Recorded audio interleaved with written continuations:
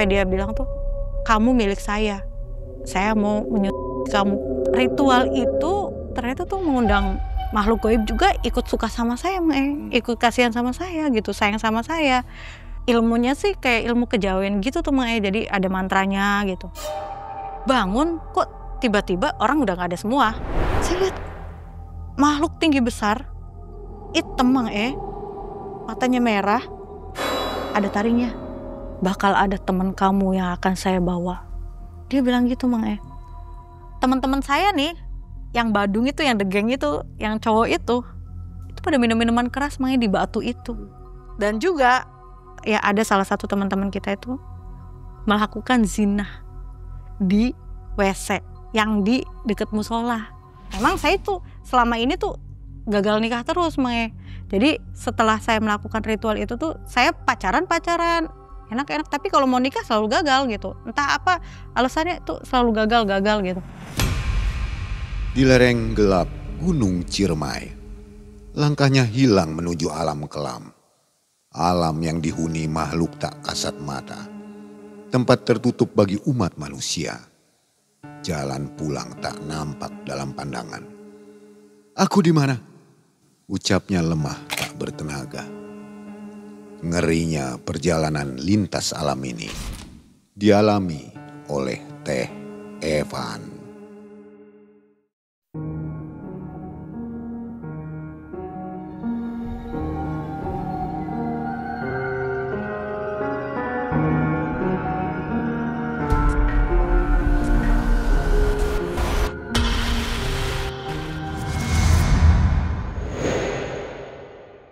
Assalamualaikum warahmatullahi wabarakatuh. Waalaikumsalam warahmatullahi wabarakatuh. Selamat malam sobat Malam Mencekam dimanapun sobat berada. Mudah-mudahan malam ini semuanya sehat ya dan melimpah rezekinya. Sobat, seperti biasa malam-malam sebelum tidur sobat ada baiknya nonton kisah dari Malam Mencekam. Kali ini ada narasumber namanya Teh Evan. Iya Apa kabar Teh Evan? Baik, alhamdulillah. Teh Evan sehat ya? Sehat. Nampaknya sih sehat nih. Teh Evan apa kegiatan sehari-hari? Sehari-hari ibu rumah tangga. Ibu rumah tangga, iya, di rumah saja? Di rumah saja. Oke, suami yang keluar ya? Suami yang kerja. Bukan terbalik ya? Enggak. Nah, Teh Evan punya kisah di tahun 2010. Betul. Ini sebelum menikah berarti ya? Sebelum menikah. Sebelum menikah, Teh Evan camping katanya ke Gunung Ciremai, kaki Gunung Ciremai ya? Salah satu bumi perkemahan kaki Gunung Ciremai. Tapi nggak naik-naik kan? Nggak, itu masih di bawah, masih di bumi perkemahan. Dengan teman-teman sekolah ya? Iya, di Kabupaten Pesawahan. Iya. Kabupaten Kuningan. Total pesertanya berapa itu Teh? Kurang lebih sih 90 atau 80 orang gitu. Karena kan itu kan alumni kelas 1, 2, 3 itu disuruh ikut semua. Bahkan guru-guru alumninya juga ikut semua. Ini reuniannya, berarti bukan acara resmi ya? Reuni. Bukan acara resmi sekolah begitu bukan ya? Bukan, karena kan emang sebenarnya udah nggak sekolah, udah alumni. Oke. Nah di situ sobat, Teh Evan ini mendapatkan kejadian-kejadian yang cukup ganjil ya. Sampai katanya ada kesurupan. Iya, kesurupan. Sampai meninggal katanya? Meninggalnya iya, bisa dikatakan seperti itu tapi 3 bulan setelah kejadian. Ya. Si anak itu sakit-sakitan sampai meninggal. Dan bahkan waktu itu juga saya sempat dikasih tahu sama penunggu situ bahwa si anak itu memang mau diambil, mau dibawa gitu. Oke, nah jadi sobat jangan kemana-mana, nonton sampai habis kisah dari Teh Evan. Iya. Malam Mencekam, semakin malam semakin mencekam. Inilah Teh Evan.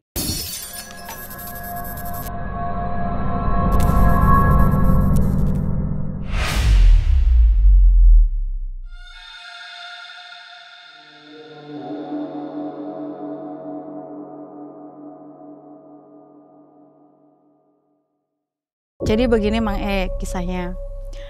Waktu itu kan di tahun 2010. Waktu 2010 itu saya udah lulus 1 tahun, udah lulus SMA. Saya dapat broadcast tuh dari guru pembina saya. Bahkan teman-teman saya juga ada yang broadcast ke saya waktu itu kan masih BBM zamannya. guru pembina saya itu ngasih tahu bahwa mau diadakan reuni akbar gitu kan.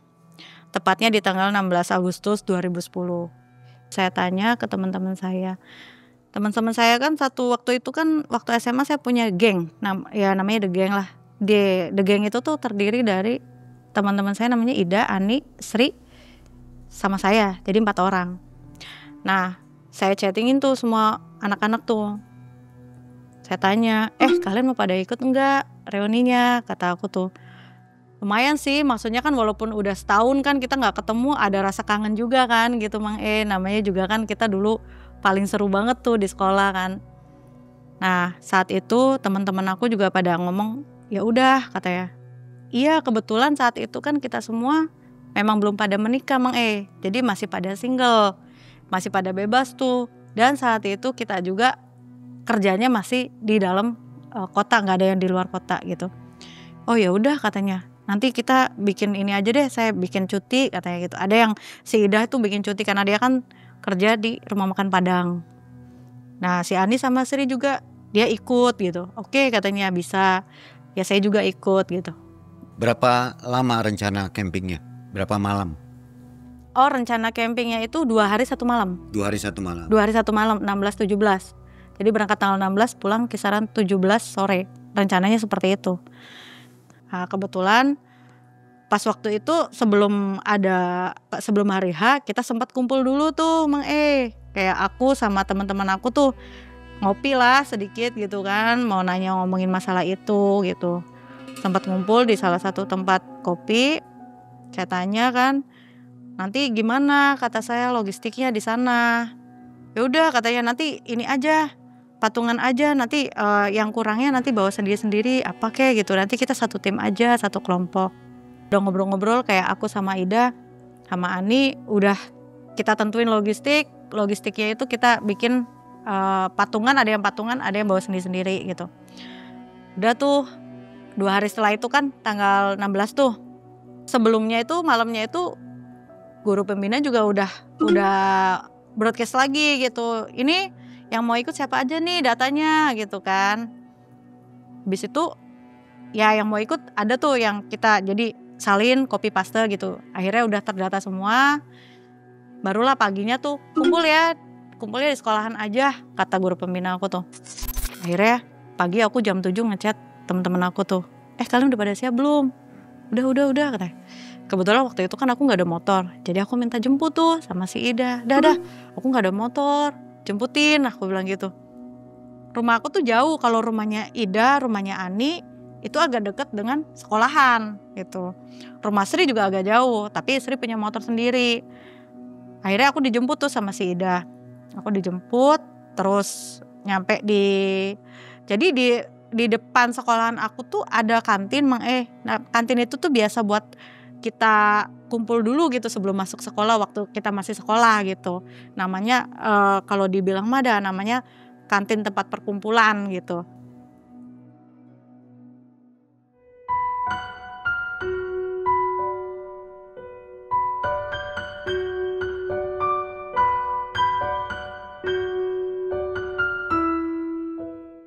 Datanglah tuh satu-satu.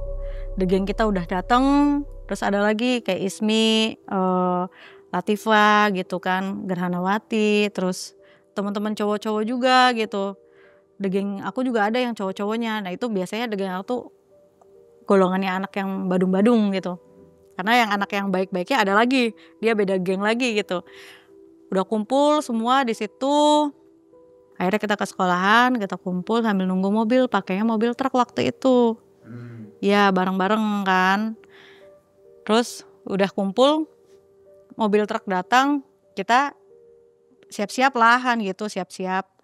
Nah, kita naik ke mobil truk bareng-bareng. Ada juga sih yang ikut pakai mobilnya Pak Kepala Sekolah waktu itu tuh, karena Pak Kepala Sekolah juga ikut waktu itu tuh.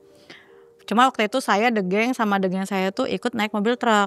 Nah terus kita berangkat dari jam 8, jam 9 kita berangkat. Perjalanan tuh sekitaran 1,5 jam Mang Nyampe di sana itu jam 10 pas setengah 11 gitu kan. Nah nyampe sana itu tenda udah pada jadi.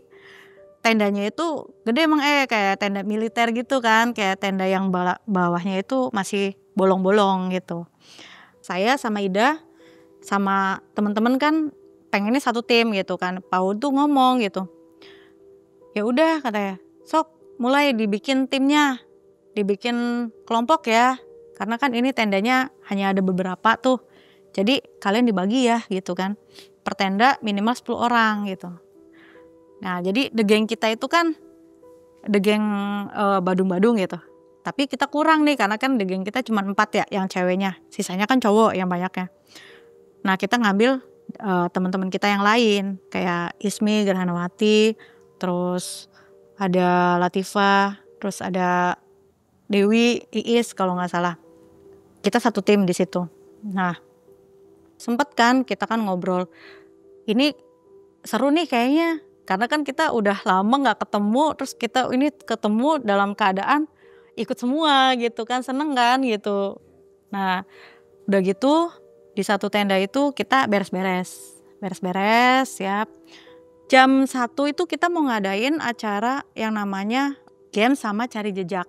Hari itu tuh pas hari pertama itu acaranya cari jejak, lebih ke cari jejak karena cari jejaknya itu dari jam 1 sampai ke jam 5 gitu, lama gitu. Pas jam 12 itu Pak udah woro-woro, nanti jam 1 kumpul ya di area lapangan. Sok kalian mau pada makan siang dulu, makan siang, mau pada sholat duhur katanya gitu. Jadi jam setengah 11 sampai jam 12 itu kita free, kita ada yang foto-foto, ada yang gimana gitu kan. Udah jam 1 kita kumpul, kita kumpul di area, terus udah gitu si Pauud bilang per tim itu, per kelompok itu harus bawa logistik ya, karena kita akan muterin gunung itu jauh. Katanya. Terus nanti kita di tengah jalan kan mau ada kegiatan militer. Jadi cari jejaknya itu kayak bener-bener kita masih sekolah gitu. Kita diadakan seperti itu biar seru aja gitu kata Paudnya. Ya udah tuh kita kan oke lah gitu. Kita pada siap-siap pakai bajunya olahraga karena kan mau basah-basahan. Udah pada siap-siap ya, bawa logistik ya, bawa minum, terus bawa cemilan-cemilan. Akhirnya aku bawa ransel kecil gitu. Aku tanya kan teman-teman aku, kalian gimana? Udah pada bawa itu nggak? Ada yang bawa obat lah, barangkali ada sakit gitu kan. Ada yang bawa obat, ada yang bawa makanan kecil-kecil sama bawa minum. Satuan tuh, aqua botol yang kecil-kecil gitu kan, satu botol bawa semua. Mulai itu kan jam 1 lebih berapa menit gitu kan, kita udah mulai jam 1 itu mulai cari jejak. Kejadiannya emang gak ada apa-apa hari itu tuh. Udah sampai kita dapetin tuh bendera-bendera. Sampai selesai tuh kalau gak salah jam 5, setengah 5. Abis asar kan jam 4, setengah 5. Jam setengah 5 itu udah selesai tuh, kita pada datang. Kelompok 1, kelompok 2, kelompok 3 baru pada datang gitu. Udah pada duduk dulu itu kita. Nah guru pembina itu ngomong gitu, sok kalian yang mau pada bersih-bersih, yang mau pada sholat, makan sore katanya. Area sholatnya ada di bawah ya, kata guru pembina kan. Jadi area camping kita tuh di atas kalau kita mau ke bawah, itu kita mau ke musola tuh, mau ke tempat cuci gitu, mau tempat WC sama musola, kita harus turun dulu turun ke bawah, nanti ada area perkampungan dulu, kita ngelewatin perkampungan dulu, jalan dulu, belok kiri, nanti baru tuh di situ ada musola di atas balong. Dulu itu kan kalau orang-orang sana rata-rata musola sama WC-nya di atas balong balong ikan. Jalannya kurang lebih tuh 10 menit apa 15 menit lah. Nggak jauh-jauh banget sih, 10 menitan kalau nggak salah, cuman kita agak turun dulu gitu. Terus WC-nya juga itu ada 5, dia pakai biliknya kayak bilik bambu, atasnya tuh belum ditutup masih terbuka. Jadi kalau kita ada di perkemahan atas itu sebenarnya kelihatan gitu. Cuman waktu itu karena posisi zaman dulu ya, jadi kan emang WC-nya seperti itu di sana tuh. Terus WC-nya juga nggak ada WC, pakainya tuh kayak bambu yang dibolongin ya langsung nyemplung ke itu gitu kalau kita mau pup atau apa gitu. Nah aku tuh turun, ayo dah kata aku kan, sama Ida, sama Ani, sama Sri, geng yuk turun kata aku tuh. mau bersih-bersih kan. Udah mau maghrib juga kan, udah jam 4:30, nanti kan keburu maghrib. Ya udah, kebetulan kan itu kan banyak pesertanya. Jadi takutnya kan ngantri gitu. Ya udah yuk turun. Kita tuh ke bawah tuh Mang Ke bawah, terus kita ke area pemukiman kan. Ada di itu tuh daerah pemukimannya tuh masih banyak kembang-kembang gitu kan, kembang-kembang tanaman gitu. Kita lewatin, terus kita nyampe tuh di musola. Memang enak musolanya, asri karena memang adem ya tempatnya. Terus aku udah bersih-bersih di situ kan, bersih-bersih udah. Si Ida ada yang sholat, ada yang apa, teman-teman aku sholat asar di situ. Terus udah aku ngomong ke Ida, dah sholat maghribnya nanti aja lah, kan waktu itu memang aku kan orangnya males sholat ya Mak ya. Masih males, masih nggak kiang untuk sholat. Nah, sholat maghribnya nanti aja kata aku. Kenapa sih? Kamu mau di sini mau ini makmuman sama yang lain. Emang kamu gimana? Nanti aja lah di sana aja yuk kata aku. Ke warung dulu mau cari makan lah, masih lapar kata aku tuh kan. Di warung kan ada gorengan gitu, ada lontong. Udah kepikiran tuh enak nih makan nih gitu kan. Lanjut nggak? Yuk lanjut ke atas. Udah tuh Mang lanjut. Nah kita lagi jalan tuh Mang Nah aku tuh kan waktu itu posisi masih suka nyeplos-nyeplos ngomongnya ya. Ngobrol tuh aku sama si Ida kan. Sempet aku lihat ulet bulu di taman gitu kan. Ada ulet bulu kata aku. Gila ya kalau misalkan di sini aku ketemu sama ulet bulu. Kata aku tuh. Jijik banget. Aku tuh paling jijik banget yang namanya sama ulet bulu tuh. Nah, udah gitu lewat gitu kan. Ke atas naik. Nah, nyampe tenda. Ternyata nyampe tenda. Itu tenda aku dirubung sama ulet bulu. Nyampe tenda tuh Jelek, kaget kan, teman-teman yang lain pada teriak, awas itu ulet bulu banyak banget. Hah, mana? Aku tuh sampai kaget histeris kan, mana? Duh ya Allah, banyak pisan nggak mau kata aku tuh. Aku langsung teriak-teriak, aduh awas itu nanti ke tas aku. Banyak banget itu di atas gitu kan, di atas tenda itu kan ada puluhan banyak itu ulet bulunya segini-segini, hitam warnanya, itu pada nemplok gitu. Itu tuh kayak aku lihat yang di bawah gitu. Sempat aku lontarkan kata-kata kayak gitu kan. Jangan sampai aja aku tuh ngeliat ulet bulu gitu di hutan kayak gini. Tiba-tiba aku tendanya dirubung ulet bulu puluhan.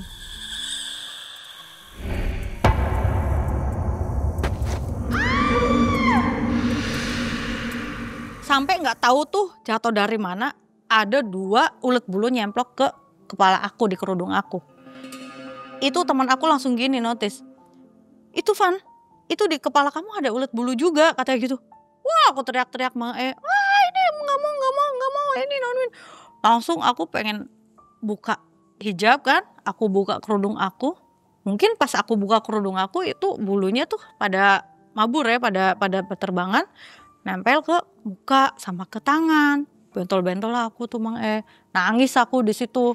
Wah nangis, udah nggak mau gitu. Terus sama temen kakak kelas ada ya, dia bawa minyak kayu putih itu diborehin semua gitu kan.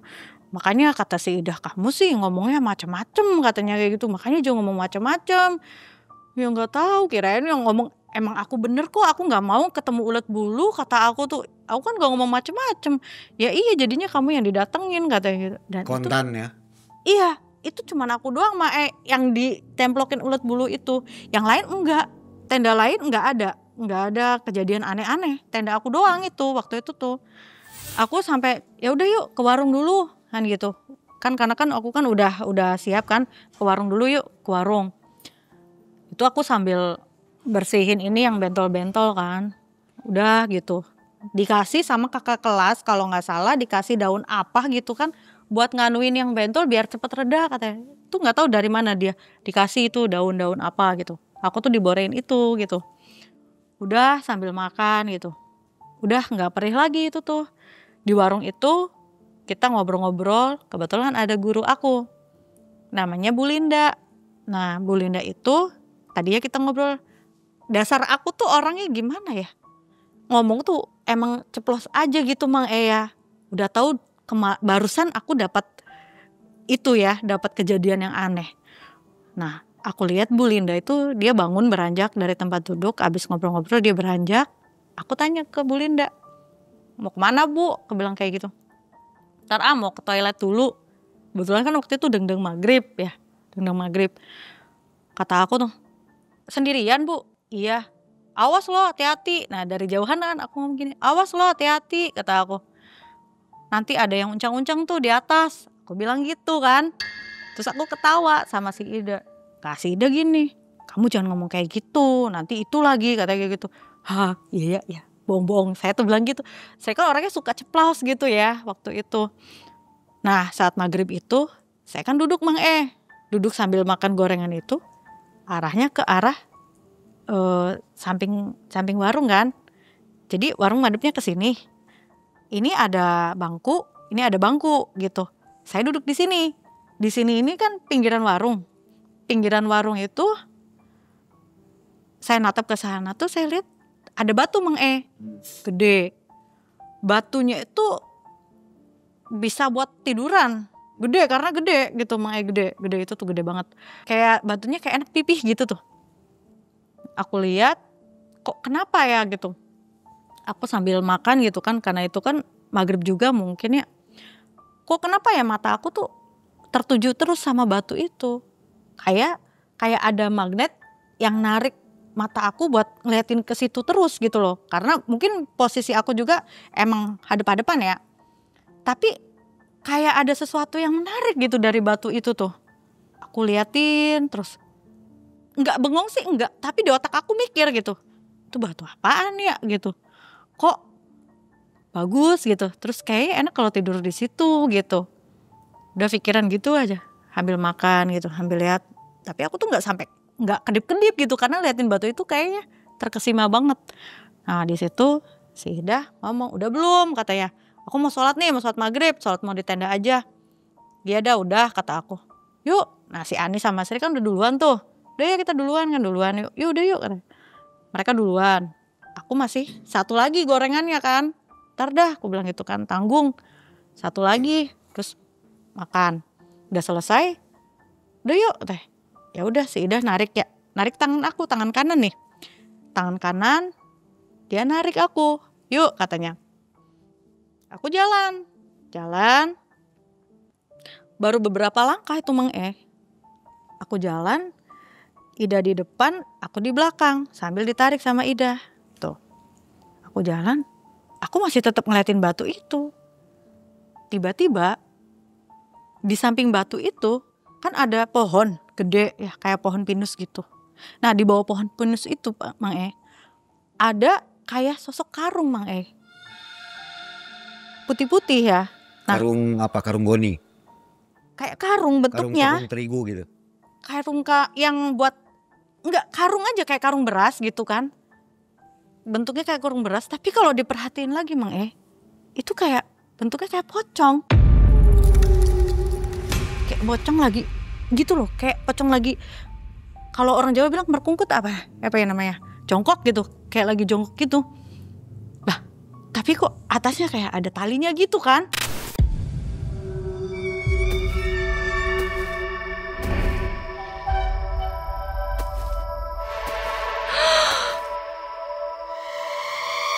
Aku tuh sambil jalan tuh ditarik sama si Ida. Sambil aku kok apaan dalam hati. Aku sambil gini aja. Tuh apaan ya? Tapi aku gak ngomong tuh ke Ida. Aku diam aja itu tuh. Sampai aku gak kedap-kedip sampai mau deket sama arah tenda. Sebelum tenda itu, sebelum nyampe tenda, si Ida ngomong. Narik tangan aku. Heh kamu kenapa sih? Liatin apa? Katanya gitu. Aku lihat ke Ida kan. Coba deh kamu lihat. Di situ ada putih-putih aku bilang gitu kan. Kayak karung. Pas aku lihat, aku nengok ke sini, aku lihat ke situ lagi, tuh karung hilang Dak saya tuh. Lah, kok hilang? Dah, tadi tuh di situ tuh ada karung, saya bilang gitu kan. Itu di samping batu. Yang di pohon tuh, kan samping batu pohon. Itu di bawahnya itu tuh kata aku tuh ada karung. Warnanya putih, kata aku bilang gitu. Tapi nah si Ida bilang gini, karung apaan sih? Orang gak ada karung gak ada apa katanya. Iya dah sumpah deh aku lihat kata aku tuh. Barangkali aku waktu itu posisinya kan pikirannya positif ya Barangkali itu karung punya ibu warung kata aku. dah kasih tahu yuk ke ibu warung, barangkali hilang, diambil siapa gitu kan.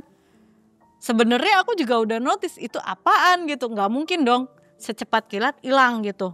Tapi aku nggak mau bikin temanku takut. Si Ida bilang, apaan sih orang nggak ada, udah jangan macem-macem, jangan mikir yang aneh-aneh. Dia mau narik aku tarik balik tuh. Aku tarik balik, aku paksa Ida ke warung. Jadi posisi si Ida ada di belakang aku paksa dia. Aku ke warung lagi Mang Cek, udah nyampe warung, aku nanya ke ibu warung kan. Bu, kata aku, mau nanya sih Bu. Aku tuh sambil ngomong gitu kan, sambil sasa gitu. Apa Neng, katanya. Aku tadi lihat ada karung di situ Bu. Aku nunjuk tuh ke arah batu yang di dekat pohon. Aku tadi lihat di bawah pohon tuh ada karung, aku bilang gitu. Itu karung apa ya Bu? Soalnya tadi aku lihat ada, tapi pas tadi aku nengok sebentar kok hilang, aku bilang gitu. Karung apaan Neng? Orang ibu nggak pernah naruh karung di situ, katanya. Lah, tapi Bu, aku lihat karung di situ beneran Bu, sumpah demi Allah, aku bilang apa gitu. Udah Neng, katanya. Ini tuh udah maghrib, katanya, ini tuh maghrib. Udah Neng, yang penting jangan saling ganggu aja. Udah Neng, cepet sana ke tenda, katanya gitu. Udah di situ, si Ida ngomong, udah Pan, katanya. Nggak usah aneh-aneh, mikir, udah yuk cepet ke tenda. Ditarik lagi tuh. Aku tuh ke tenda. Di perjalanan itu Mang mikir aja, tuh karung apa pocong ya? Tuh karung apa pocong dalam hati aku kan.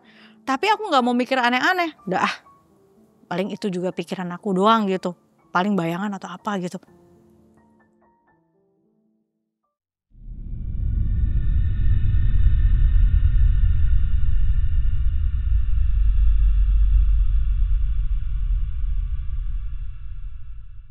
Terus udah tuh masuk ke tenda, si Ida sholat, si Anisri sholat gitu kan. Aku enggak, aku tiduran gitu.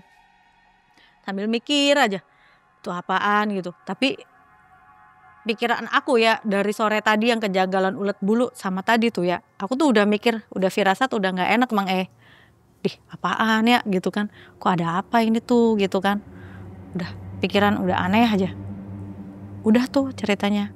Udah pada sholat. Paut woro-woro kan, ayo kalian udah pada sholat belum, katanya. Sok sholat maghrib, sholat isya aja gitu kan. Yang udah pada sholat nanti habis isya kita kumpul di lapangan lagi, kita adain acara pensi gitu. Pensi mendadak lah kasarnya, games aja gitu. Ada pensinya juga, jadi ada yang bisa gitaran, tunjukin pertunjukan gitarannya. Terus ada yang bisa nyanyi, tunjukin nyanyinya gitu. Di situ akan ada acara api unggun juga, ya. Diadakanlah acara api unggun juga. Akhirnya ada yang sebagian orang pada masak, makan gitu kan. Ada yang sebagian juga kayak di tenda kita itu lebih ke makannya nggak mau ribet Mang Jadi kita nggak banyak sampah-sampah berserakan. Kita makan beli gitu, beli lontong gorengan gitu. Nggak mau bikin mie gitu kan, pada ribet. Kalau yang lain enggak Mang pada bikin mie, pada bikin apa nasi gitu, pada masak gitu. Kalau kita enggak. Salah satu temen aku itu ada yang aneh Mang maksudnya bukan aneh ya, lebih ke dia tuh mukanya pucat dia tuh ya. Aku datang di situ tuh, aku sempet nanya gitu ke teman aku. Kata aku gini, namanya Latifah. Lah, kamu kenapa? Kata aku. Gak apa-apa katanya gitu. Lah, emang Latifah tuh orangnya introvert. Dia tuh orangnya pendiam. Cuman dia waktu itu di tenda diem aja gitu kan. Kenapa lah? Sakit tak, kata aku tuh. Enggak, katanya. Nah terus dia nyeletuk, lagi halangan katanya gitu. Lah kok halangan? Terus gimana? Udah diganti belum? Kata aku, udah pakai pembelut belum? Udah katanya gitu. Jadi kamu mau ikut enggak di situ pada kumpulan di depan? Nanti mau ikut acara enggak? Nggak tahu katanya. Dia diem aja tapi mukanya udah pucat tuh Mae, udah pucat. Cuman udah aja kan, karena saya mikir dia emang orangnya diem ya. Ya udahlah. Udah aja. Udah tuh jam 6:30 kita udah selesai. Aku udah dandan, udah apa kan, ganti baju. Udah rapi. Keluar kan. Terus kita ke lapangan. Ke lapangan kumpul. Baru tuh di situ tuh ada acara yang namanya kegiatan games gitu. Ada yang karaoke, ada yang nyanyi, ada apa gitu. Tepat jam 9 malam itu tiba-tiba ada salah satu teman saya. Dia kan posisinya ada di seberang saya ya. Saya kan di sini deket tenda. Dia mungkin tendanya di belakang ya. Nah, dia ada di seberang saya itu posisinya. Cewek ya? Cowok. Cowok. Teman saya itu tiba-tiba kesurupan Mang E. Dia teriak, oh gitu kan. Saya dengar waktu itu cuma teriakannya aja kan. Kita lagi pada nyanyi-nyanyi, happy-happy. Tiba-tiba dia teriak, wah. Nah di situ dia teriak, panas, panas gitu kan. Tapi yang keluar dari mulut dia itu kayak suara anak kecil Mang E. Lah kita tuh semua tuh pada spontan kan, langsung pada lari kan, ngelihat, ada apa? Aku juga sama Ida langsung lari tuh, lihat ke sana, ke arah itu. Udah rubung tuh, udah dirubung-rubung sama anak-anak tuh. Nah dia pingsan lagi, bleg. Bangun lagi Mang E, teriak lagi. Berubah lagi Mang E suaranya. Bapak-bapak kayak genderuwo gitu tuh suaranya. Dia tuh ngomong pakai bahasa Sunda, tapi saya kalau diterjemahkan itu lebih ke gini ya Mang E. Kalian semua di sini sudah tidak sopan. Kalian sudah menginjak-injak rumah saya. Dia pingsan lagi Mang E, blok. Pingsan lagi. Dia bangun lagi, teriak lagi Mang E. Berubah lagi suaranya. Jadi ibu-ibu kayak kuntilanak. Dia sambil gini kan. Hihi, kayak gitu kan. Kalian, dia tetap pakai bahasa Sunda Mang E, tapi saya nggak bisa bahasa Sunda ya. Jadi saya menerjemahkannya aja. Kalian di sini sudah mengganggu kedamaian kami, katanya. Kalian tidak sopan, kalian tidak bertanggung jawab. Dia pingsan lagi Mang E, pingsan lagi. Dia bangun lagi, teriak lagi, wah kayak gitu ya. Teriak lagi, berubah lagi Mang E suaranya, kakek-kakek. Ngomongnya sama juga. Kita semua tuh di situ tuh sudah mengganggu ketenangan mereka, ya kan? Pingsan lagi yang terakhir. Dia bangun lagi, kesurupan lagi, teriak lagi. Berubah jadi nenek-nenek. Terakhir dia bilang, nenek-nenek itu ngomong, kalau kalian mau selamat, bersihkan tempat ini. Lebih ke gitu ya Mang E, tapi dia pakai bahasa Sunda gitu. Aku kaget ya, lihat temenku itu kok bisa kesurupan sampai berubah-berubah suara begitu. Padahal dia laki-laki ya. Semua ada yang ketakutan, ada yang ikut nangis, ada yang lari ke tenda. Kalau saya lebih ke penasaran Mang E waktu itu. Saya nggak fokus ke yang lain ya. Saya fokus ke satu anak itu, temen aku itu. Saya liatin dia Mang E. Saya liatin. Tiba-tiba mata saya berkunang Mang E. Duh, saya pingsan. Saya bangun. Ternyata saya ada di dimensi lain. Bangun kok tiba-tiba orang udah gak ada semua. Itu di situ Mang E.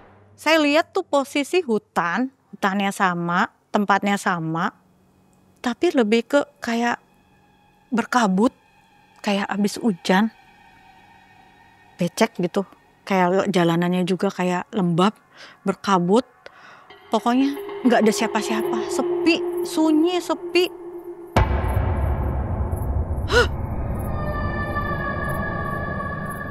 Secara nggak langsung saya kayak mimpi kan. Tapi di satu sisi saya kan waktu itu saya mikir saya lagi ngeliatin ini, si Farhan ini kesurupan. Kok saya bisa ada di sini gitu. Saya bisa ada di tempat seperti ini Mang E. Saya diem. Saya cuma ngeliatin sekeliling. Ini teman-teman saya yang lain pada kemana? Loh ini tempat apa? Ini saya di mana? Itu aja yang ada di pikiran saya Mang E. Gak berapa lama saya lagi diem matung. Saya liatin sekeliling. Tiba-tiba di belakang saya ada suara orang berjalan Mang E. Dan suara itu gede banget kayak suara raksasa. Dup, dup, dup. Saya kan gemeter Mang E. Dari belakang loh. Wah itu merinding semua Mang E. Sampai ini atas itu bulu kuduk aku sampai berdiri semua. Sampai aku diem gini. Suara apa itu? Suara apa itu? Pengen lihat takut. Gak lihat penasaran Mang E waktu itu kan. Itu suara menggelegar. Dia sampai, oh kayak gitu kan. Saya spontan langsung lihat ke belakang Mang E. Karena takut barangkali saya diterkam atau gimana kan. Saya langsung lihat ke belakang. Itu saya langsung gemeter Mang E. Gemeter lemas. Jatuh saya bro. Dari yang berdiri saya jadi duduk Mang E. Berdiri, saya duduk, saya lihat. Saya cuma ngeliatin gini aja. Hah? Saya lihat makhluk tinggi besar. Hitam Mang matanya merah, ada taringnya.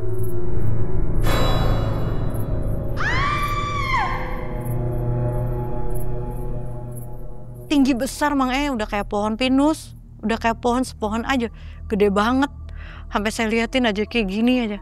Itu saya diem aja Mang 1000 bahasa nggak bisa ngomong apa-apa. Baca bismillah aja saya nggak bisa. Udah kayak kena rebreb gitu. Diem aja saya lihat aja. Udah matung saya. Dia ngomong gini ke saya. Bakal ada teman kamu yang akan saya bawa. Dia bilang gitu Mang Saya diem aja. Karena saya ngomong nggak bisa. Saya gemeter banget Mang ini nih. Udah diem nggak bisa. Berdiri aja nggak bisa. Saya diem aja. Udah lillahi ta'ala. Kalaupun saya meninggal di situ, udah saya lillahi ta'ala gitu. Tiba-tiba di belakang saya ada orang yang narik saya Mang narik tangan saya. Percis kayak kejadiannya saya ditarik tangannya sama Ida. Ada yang narik tangan saya Mang Dia bantu saya buat berdiri. Pas ketika dia bantu saya buat berdiri, dia narik tangan saya. Saya lihat posisi dia madep ke sana Mang madep ke depan. Saya lihat ada wanita parubaya, pakai kemben, pakai tapi kalau bisa dibilang selendang tapi tuh. Nah ini juga ada selendangnya, nggak tahu kerudung nggak tahu selendang. Pakai kemben Mang itu dicepol gitu, di apa kayak zaman dulu gitu. Tapi saya nggak lihat mukanya karena posisi dia madep ke sana. Tapi dia ngomong gini Mang kamu nggak usah takut, ada saya di sini bantu kamu.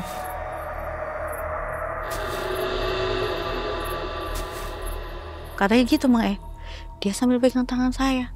Di situ saya tiba-tiba bisa berdiri Mang Tadi saya udah gemeter, udah lemas, terlunglai lah. Tapi saya kuat, nggak pingsan, nggak apa. Waktu itu tetap ngeliatin tuh makhluk. Saya udah nggak mikirin makhluk itu kan, karena saya juga kaget juga nih sama perempuan ini. Lah ini siapa lagi? Saya cuma mikir begitu kan.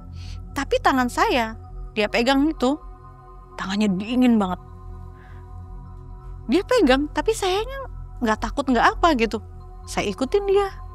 Itu pas saya dipegang sama dia, berjalan itu Mang yang tadi hutan sepi, sunyi sepi, tiba-tiba muncul banyak penampakan Mang kayak pocong, kuntilanak, itu muncul semua Mang siluman ular ada, itu di pinggir-pinggiran muncul semua Mang Saya cuma bisa gini, ya Allah ini apaan sih, ini tempat apa? Saya tetap dipapa sama dia, dituntun sama dia, dipegang sama dia, tapi saya sambil liatin ini tempat apa. Dan saya udah nggak mikirin yang di belakang tuh Mang yang tinggi besar itu, saya udah gak mikirin itu karena di samping-samping saya juga udah banyak banget itu. Saya dituntun, di depan itu kayak ada cahaya lampu tembak Mang itu cahaya yang tadinya kecil makin besar, udah kayak lampu tembak yang banyak gitu. Warna apa? Putih. Aku jalan, tiba-tiba kayak orang silo lap. Aku sadar Mang tiba-tiba saya ada di tenda. Saya dirubung sama teman-teman saya tuh. Di atasnya ada teman-teman saya tuh. Lagi pada nganuin, ada yang nganuin minyak kayu putih, ada. Saya bangun kan. Lah, kok saya di sini gitu. Saya tuh diam aja. Udah kayak bukan di luar nalar saya banget gitu. Saya diem aja. Terus saya tanya, "Saya kenapa?" "Kamu udah sembuh Van, kamu udah sadar Tavan, bangun cepetan," kata si Ida. "Sok minum dulu katanya, minum dulu." Akhirnya aku disuruh minum. "Emang saya kenapa?" "Kamu pingsan," katanya, 2 jam kamu pingsan." Lah 2 jam ya? 2 jam katanya. Perasaan saya tuh baru berapa menit ya di situ tuh. Saya mikir kayaknya saya mimpi deh, kirain saya mimpi kan. Tapi kenyataannya saya tuh dibawa ke dimensi lain Mang Saya diem aja. Terus saya disuruh minum air hangat, teh hangat. Terus teman-teman saya pada itu, "Iya," katanya, "makanya kamu sih bengong aja. Dibilang ayo jangan ke situ, udah tau ada orang kesurupan. Kamu malah diliatin," katanya. Si Ida marah-marah tuh. Terus aku nanya, "Itu si Farhan gimana?" Aku nanya datar banget waktu itu. Karena mikirnya kan, aku gak apa-apa. Terus kata dia, Iya itu katanya lagi ditaruh di rumahnya salah satu warga, lagi diajain Yasin. Soalnya kita semua tuh lagi diruqyah sama guru-guru tuh nggak mempan Mang. Itu setan keluar masuk terus. Dan itu yang keluar masuk yang di awal aku cerita itu. Kadang-kadang kakek-kakek, kadang-kadang nenek-nenek gitu. Pokoknya itu keluar masuk terus. Aku bilang kan sama teman-teman aku, itu kalau misalkan nggak cepet disembuhin takut kebawa. Aku bilang gitu kan. Ya nggak tahu, orang itu tuh udah diituin sama warga tuh, udah diruqyah tuh sama Pak Haji kalau nggak salah, udah diruqyah juga, tapi nggak mempan Mang. Nggak mau, setannya nggak mau keluar, nggak tahu kenapa gitu. Tetap aja tuh masih tetap keluar masuk sampai diajain Yasin terus. Ya udah yuk ke sana, aku pengen lihat keadaannya, aku bilang gitu. Karena feeling aku udah nggak enak ya. Aku didatengin makhluk yang bilangnya teman kamu bakalan ada yang aku bawa gitu kan. Ya udah lanjut, aku tuh setelah itu kan aku ke rumah salah satu warga itu yang si Farhan kesurupan itu. Aku datengin sama teman-teman aku tuh, datang ke sana. Rumahnya di belakang warung, jadi kan deket tuh sama tenda. Aku ke situ, nyampe situ ada Pak Uud. Nah Pak Uud itu yang guru pembina itu kan. Nah aku tanya, Pak, kata aku. Terus Pak Uud bilang, lah Van, udah sadar? Katanya. Iya Pak, kata aku. Gimana? Udah enakan belum? Udah. Kamu kenapa? Kok bisa pingsan? Katanya. Gak tahu Pak, mungkin kecapean aja, kata aku gitu. Aku gak cerita tuh kejadian aku di dimensi lain, aku gak cerita ke siapa-siapa. Karena aku masih mikirnya barangkali aku mimpi atau gimana. Tapi itu nyata banget real. Aku ngomong, gimana Pak Farhan? Itu udah ada kemajuan belum? Kataku gitu kan. Sambil duduk tuh di depan. Terus si Pak Uud ngomong, iya gak tahu nih, dari tadi keluar masuk terus, gak mau keluar setannya, katanya. Gak tahu maunya apa ya, katanya. Udah dikasih ini, kasih itu, udah diajain ini, diajain itu, gak mau keluar, setannya kuat banget.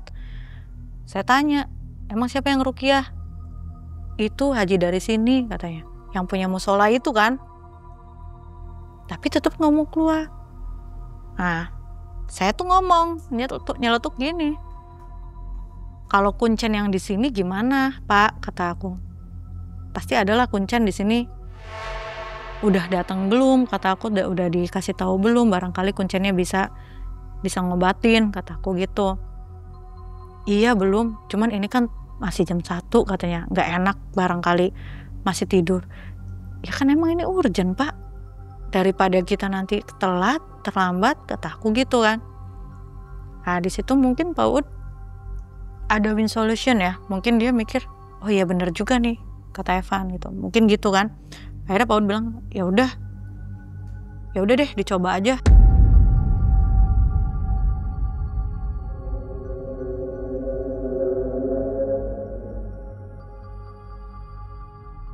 Pak Uud minta salah satu anak nemenin sama warga di situ, nanya rumah kuncennya di mana. Akhirnya didatengin lah kuncennya itu tuh. Pak Uud sama kakak pembina satu motor, sama warga satu motor ke sana jemput kuncennya. Pas jam berapa itu? 1:30 apa jam 2 ya? Mau jam 2 lah itu datang tuh kuncennya. Saya sama teman-teman saya sama Ida masih tetap di depan. Jadi posisi depan ini teras ya, teras. Di sana itu kalau nyebrang jalan itu kan warung tenda, warung yang di belakang tenda kita. Terus sebelahnya itu batu besar. Kelihatan lah dari teras rumah ini nih, kelihatan. Aku tetap duduk aja. Terus kuncennya masuk. Kuncen nyuruh si Farhan itu yang kesurupan sama Pak Uud masuk ke kamar. Siapin satu kamar, masuk di dalam kamar tuh. Nggak tahu mereka ngobrolin apa. Pak Uud keluar sama kuncennya. Dan nanti saya siapin ininya katanya, dupanya kayak gitu kan. Pak Uud ngomong sama kita lebih ke anak-anak laki-laki sih ngomongnya gitu kan. Kita bagi tugas ya katanya. Sok ada yang kesana ke rumah warga, ambilin bunga 7 rupa, bunga apa aja, tapi yang beda-beda, jadi 7 rupa bunganya. Ambilin aja di rumah warga tuh banyak tuh bunga-bunga kan, katanya gitu. Udah, ada yang nyari bunga, kalian ada juga yang ke pasar katanya, ke pasar beli bekakak ayam. Jadi disuruh beli bekakak ayam tuh sama Kuncen. Jadi kita bagi tugas Mang E. Ada beberapa orang ke rumah warga ngambilin bunga. Ada beberapa orang ke pasar. Pasarnya juga nggak jauh sih dari situ, karena kan itu masih deket perkampungan ya. Jadi nggak jauh. Naik motor, beli bekakak ayam. Udah tuh, bunga tuh udah disiapin, pakai nampan. Nah di situ Kuncennya nyiapin apa segala macem. Saya liatin kan, karena kan di ruang tamu ya, deket, jadi saya kelihatan. Siapin sama bakaran apa areng gitu, apa kayak sesajen gitulah, nyiapin saja. Udah, si Kuncen itu bawa tuh sajennya, bawa ke arah mana coba? Ke arah batu tersebut. Tak, si sajen tuh taruh di batu itu, Mai. Saya kan kelihatan ya dari sini kan, karena kan posisi batunya kan nggak jauh kan gitu kan. Saya lihat, tak liatin aja. Nah, si batu itu, terus si Kuncen itu entah melakukan ritual apa ya, saya nggak tahu. Pas lagi ngelakuin ritual itu, Pak Ud kan keluar. Saya tanya sama Pak Ud kan, ngobrol tuh sama Pak Ud. Itu kenapa sih Pak Farhan? Saya bilang, kok bisa sampai begitu? Iya, ternyata tadi tuh Mang E, waktu kejadian sore habis pada cari jejak itu, teman-teman saya nih, yang Badung itu, yang degeng itu, yang cowok itu pada minum-minuman keras Mang E di batu itu. Ternyata batu itu tuh rumahnya para penunggu itu. Gitu kan. Itu pada minum-minuman keras dan sampahnya nggak dibuang Mang E, ada di situ. Dan juga notice juga nih ya, saya mau bilang gini. Ya ada salah satu teman-teman kita itu melakukan zina di WC yang di dekat musola. Jadi dia lebih ke mesum ya. Kalau zina nggak tahu sih, cuman lebih ke mesum gitu. Ya, mesum. Katanya melakukan mesum gitu kan. Dari setannya itu pas di kamar ngomong. Di gimana kamar. itu tadi ngomongnya gimana setannya? Saya nggak tahu Mang E, karena kan itu kan bertiga. Itu bertiga tuh si Pauud sama Kuncen sama si Farhan kan. Kan mungkin si Kuncennya itu nanya Maran waktu itu kan kenapa makanya ditaruh di dalam kamar. Itu biar bisa ditanya. Ini maunya apa gitu. Ternyata apa kesalahan kami? Itu kan sempat ditanya kan, apa kesalahan kami? Ternyata diungkapkanlah bahwa kejadiannya seperti itu Mang E. Sedangkan Teteh tahu info dari siapa? Dari Pauud yang ikut masuk ke kamar. Setelah saya tahu bahwa penyebab terjadinya kesurupan itu, bahwasanya teman-teman saya itu yang melakukan kesalahan itu, ya akhirnya saya cuma bisa diem. Saya cuma mikir bahwa apa benar nih teman saya nih yang ini nih mau dibawa sama si makhluk itu gitu. Tapi di situ saya lillahi ta'ala ya, karena saya lihat Kuncennya lagi berusaha untuk menyelesaikan semuanya. Udah setelah ritual dia datang, dia ngajak Pauud sama si Farhan ini masuk lagi, tah ngobrol apa lagi. Tepat jam 4 subuh itu dari dalam kamar terdengar, Alhamdulillah gitu kan, Pauud tuh ngomong gitu. Alhamdulillah katanya. Saya mikir alhamdulillah udah selesai kah gitu kan. Pas keluar Pauud bilang udah sadar, Farhan udah sadar. Anak-anak yang lain pada ikutan, alhamdulillah katanya. Terus wah berarti udah selesai. Udah gitu si Farhan ini kan minta kencing kan gitu. Pas dia sadar langsung minta kencing, takutnya dia ada yang masuk lagi. Akhirnya dibantu, ditemenin sama yang lain tuh. Jadi kencingnya banyak kan. Udah selesai tuh.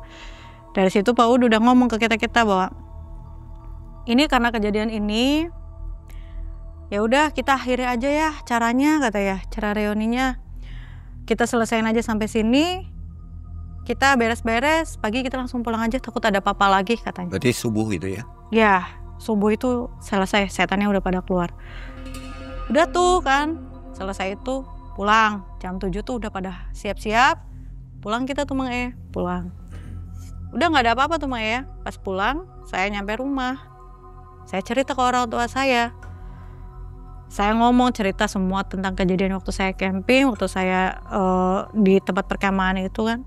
Saya bilang saya ada di dimensi lain, saya bilang saya ketemu dengan ibu-ibu, dan itu bilang dia penjaga saya, dan bahkan saya ketemu sama sosok genderuwo yang gede gitu. Saya ceritain semua ke orang tua saya. Ternyata orang tua saya tuh bilang, ya iya katanya, makanya tuh mama nyuruh kamu untuk ritual katanya. Itu karena apa? Buat penjagaan diri kamu katanya. Untung kamu waktu itu mau nurutin apa kata mama, ngelakuin ritual. Jadi kan kamu ada yang jagain, itu tuh penjaga kamu katanya. Tuh, di situ saya mikir emangnya, lah, kok penjaga saya? Oh, jadi selama ini saya melakukan ritual itu ternyata ada sesuatu hal yang saya tuh nggak tahu gitu. Saya mikir hanya ritual biasa ya. Karena waktu itu kan mama cuma bilangnya udah ikutin aja apa kata ibu. Ibu itu nenek saya. Udah ikutin aja apa kata ibu.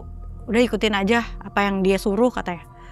Jadi saya melakukan ritual itu nggak lama Mang sebenarnya cuma 7 hari. Dan katanya sih hanya untuk penjaga diri gitu. Dan untuk pengasihan. Biar orang tuh semuanya kasihan sama saya. Katanya gitu. Selama 7 hari itu puasa? Selama 7 hari itu saya melakukan ritual itu tuh ya iya puasa gitu. Saya waktu itu kan saya mikirnya, lah ritual itu saya kira hanya sekedar puasa dan pengasahan diri. Ternyata itu tuh selama ini yang saya tahu ternyata tuh mengundang makhluk gaib juga ikut suka sama saya, ikut kasihan sama saya gitu, sayang sama saya. Dan di situ tuh saya tuh sampai penasaran ya. Saya bilang, lah emang selama ini tuh ritual itu tuh banyak manfaatnya Tamah. Tapi masalahnya setelah saya melakukan ritual itu, yang saya alami tuh sebenarnya lebih ke kayak sering didatengin sosok jin. Sering banget setiap malam saya tuh mimpi buruk, kayak kena rebreb kayak gitu tuh. Mimpi didatengin ular, ularnya warna hitam gede, dan bahkan itu tiap hari. Saya bahkan tiap hari dibilang kena rebreb tuh kena rebreb. Kalau orang bilang tuh kayak ketindihan setan gitu. Itu tiap hari, bahkan pernah saya ngalamin yang namanya saya didatengin sosok jin, dan itu bener-bener dia menunjukkan wujudnya hitam, laki-laki besar, terus dia bilang dia meluk saya dari belakang sampai dia bilang tuh kamu milik saya mau menyentuh kamu. Pernah itu tapi nggak tahu saya pernah atau enggak, cuman saya kan tidurnya kan miring ya, jadi menurut saya sih saya kira itu mimpi gitu. Kamu milik saya.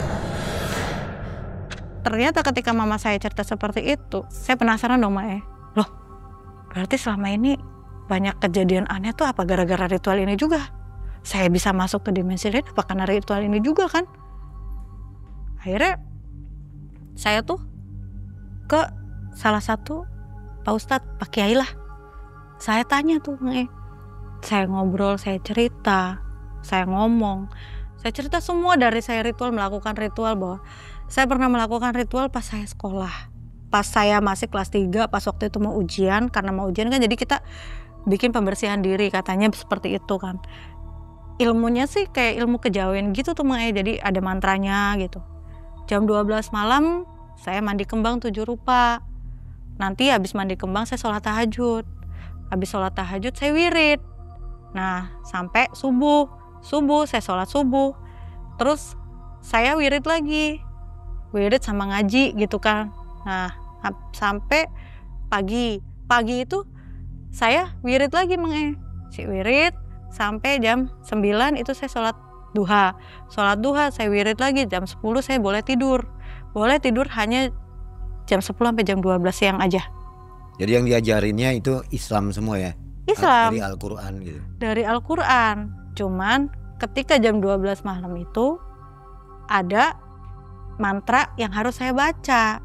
Mantranya itu berupa kata-kata Jawa gitu Nah ketika saya ngobrol sama Pak Kiai itu, ketika saya nanya seperti itu, ternyata Pak Kiai itu ngomong ke saya bahwa apa yang saya lakuin itu sebenarnya baik. Sebenarnya memang ilmu putih karena saya mengasah sendiri. Karena saya berpuasa juga itu kan puasa mutih ya. Jadi dia tuh masuknya ke ilmu putih, kita ngasah sendiri sebenarnya baik. Tapi karena baiknya itu saya jadi membuka dimensi lain gitu, membuka energi lain gitu. Jadi yang lain, yang makhluk halus pun ikut terbawa karena saya di situ ada kata-kata sejagat buana, katanya begitu. Di situ saya mikir, duh, terus maksudnya Pak Kiai, saya bilang, kenapa ya saya setiap malam sering banget yang namanya dimimpiin dan didatengin sosok jin. Dan dia itu bilang katanya saya tuh miliknya dia dan nggak boleh saya tuh dimilikin siapapun gitu. Bahkan dia tuh sampai kayak meluk saya, bahkan mau menipu saya, tapi saya nggak pernah mau. Saya kayak dibilang mimpi tapi kayak kenyataan, karena kena rebrem itu kan fasenya antara sadar dan tidak sadar ya. Nah, di situ Pak Kiai notice bilang bahwa saya sebenarnya itu sosok yang suka sama kamu karena posisi kamu sudah melakukan ritual itu. Jadi ada beberapa bangsa jin yang menyukai kamu, dan bahkan bisa dibilang itulah sosok yang buat kamu tuh selama ini nggak pernah bisa, istilahnya gagal nikah terus gitu. Memang saya tuh selama ini tuh gagal nikah terus, Mae. Jadi setelah saya melakukan ritual itu tuh saya pacaran enak-enak, tapi kalau mau nikah selalu gagal gitu. Entah apa alasannya itu selalu gagal gitu. Contohnya gini, kalau misalkan saya kan waktu itu sudah pacaran lama 5 tahun, terus saya mau nikah, mau tunangan itu gagal gitu. Gagalnya tiba-tiba saya tuh marah-marah ke dia tanpa alasan yang jelas. Tiba-tiba di pikiran saya, di mata saya tuh benci aja sama orang itu. Saya benci sama kamu tuh, nggak tahu tiba-tiba saya benci banget. Dia datang ke saya benci, saya nggak mau. Pokoknya saya tuh udah kayak kalau mau nikah pasti kelihatannya benci. Saya benci aja sama orang itu. Terus lepas, kalau udah lepas baru saya nyesel. Udah berapa kali itu kejadian? Ada 3 kalinya. Ada 3 kalinya yang saya. Yang menikah sekarang yang keempat berarti? Yang ketiga. Yang ketiga langsung nikah itu berhasil ya? Berhasil. Kalau yang lainnya itu gagal. Akhirnya kan saya nanya ke Pak Kiai itu kan. Saya nanya terus harus bagaimana nih Pak Kiai saya? Biar maksudnya saya bisa jangan kayak gini terus, saya pengen hidup normal. Artinya kalaupun ada bangsa lain yang suka sama saya, bikin berumah tangga saya hubungan saya jadi retak terus, ya saya nggak mau dong. Saya konsultasi sama Pak Kiai itu, akhirnya Pak Kiai cuma nyuruh gini, kamu waktu melakukan ritual itu sama siapa? Nah di situ saya ngomong cerita, ya ritual itu saya disuruh orang tua saya sama nenek saya bilang gitu. Yang menggurui itu nenek saya. Ritualnya bagaimana? Ritualnya begini Pak Kiai. Saya ceritain tuh, saya melakukan sholat, tapi malam saya harus mandi bunga 7 rupa dengan syarat sebelum saya masuk kamar mandi itu saya harus melafalkan kata-kata gitu kan, mantra itu, terus kejo bumi, baru saya masuk kamar mandi, baru saya mandi gitu. Itu selama 7 hari begitu terus Pak Kiai. Saya bilang gitu kan. Pak Kiai bilang ya udah, katanya kalau mau ditutup harus ke yang itunya lagi. Ya udah tuh akhirnya kan aku ke nenek aku lagi minta ditutup, maksudnya biar ditutup auranya biar nggak ada lagi makhluk halus yang datang. Akhirnya saya tuh mandi 7 sumur. Di 7 sumur itu udah nggak tahu dilafalkan mantra apa, terus dibuang juga baju yang saya mandiin itu, dibuang di situ pakai di tempatnya yang 7 sumur itu. Jadi gini Mang kalau masalah yang dibersihkan itu kan panjang ya, maksudnya tuh sampai bertahun-tahun ya. Cuma kalau ini yang 3 bulan setelah kejadian camping itu saya dapat kabar gitu. Jadi itu tuh sambil saya pembersihan itu masih saya berlangsung. Iya, saya dapat kabar juga gitu. Oke. Jadi saya dapat kabar dari teman saya bahwa si Farhan itu dia meninggal Mang Nah, tadi kemasukan. Ya, meninggal. Terus saya tanya kan, loh itu meninggalnya kenapa? Jadi karena dia kesurupan kemarin itu ternyata tuh kayaknya arwahnya udah dibawa sama setan penunggu itu, walaupun sudah dibersihkan dengan kuncen. Dia sakit-sakitan terus selama 3 bulan sampai meninggal Mang. Kayak gitu. Sampai akhirnya saya bilang, aduh ini beneran, berarti kan dalam kondisi saya sudah, ternyata saya bisa berdialog dengan makhluk halusnya memang menginginkan itu, teman saya gitu. Kasihan juga ya Farhan ini ya jadi korban. Iya, padahal si Farhan nggak tahu apa-apa. Nah yang melakukan mesum ini siapa sebenarnya? Nah saya juga nggak tahu tuh Mang karena belum nggak dikasih tahu. Dia cuma bilang ya kalau misalkan pengen suuzonnya apakah si Farhan ya tapi kini orang baik-baik kok, anak baik-baik. Kasarnya begitu ya, dari pondokan masa iya kok begitu gitu, kayaknya nggak mungkin gitu.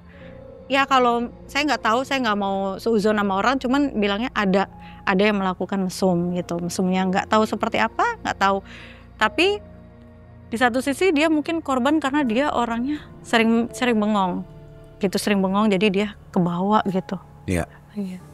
Ini kejadiannya untuk anak-anak muda sangat bermanfaat nih ya. Yang Iya. sering camping, naik gunung. Iya, Ada apa namanya tips nggak untuk mereka yang suka berkemah? Kalau lebih ke tipsnya sih, saran saya sih mungkin lebih ke hati-hati dalam bertindak, melakukan sesuatu, apalagi di tempat gunung ya Mak ya, karena kan di tempat itu kan kita tuh sebenarnya berdampingan dengan makhluk halus. Jadi apapun, dalam kondisi apapun di tempat itu, kalau bisa kita harus bisa menjaga tempat, karena logikanya rumah kita aja kalau kita dikotorin kan kita marah gitu. Gimana makhluk halus, kasarnya begitu. Apalagi kan itu kejadiannya kan bener-bener kotor banget ya kalau menurut saya, dan wajar lah mereka marah. Jadi kita tuh harus bisa menjaga, ya menjaga sopan santun, menjaga tata krama, terus Jaga kita ucapan juga jaga ya? ucapan juga seperti itu. Oke. Nah Sobat Malam Mencekam, jadi hati-hati dalam mendaki gunung atau berkemah ya. Jangan sompral kalau begitu. Iya betul. Jangan macem-macem. Jadi Teteh ini masih dalam tahap pembersihan sampai sekarang? Ya udah, kalau sekarang udah Udah bersih ya? Karena sekarang udah baik-baik Udah nggak aja. pernah diganggu lagi? Nggak pernah. Dalam masa itu Teteh juga katanya pernah melakukan ritual ya? Iya, Ritual apa Teh? ritual pengasihan sih, Pengasihan lebih ke juga ya? pengasihan diri gitu. Boleh nanti kisahnya diceritakan di Malam Mencekam ya, di Boleh. lain kesempatan. Iya, Oke, terima kasih Teh Evan. Sehat selalu. amin amin. Kejadian-kejadian lagi. Sobat, demikian kisah dari Teh Evan. Kita tunggu kisah selanjutnya. Assalamualaikum warahmatullahi wabarakatuh. Waalaikumsalam warahmatullahi wabarakatuh.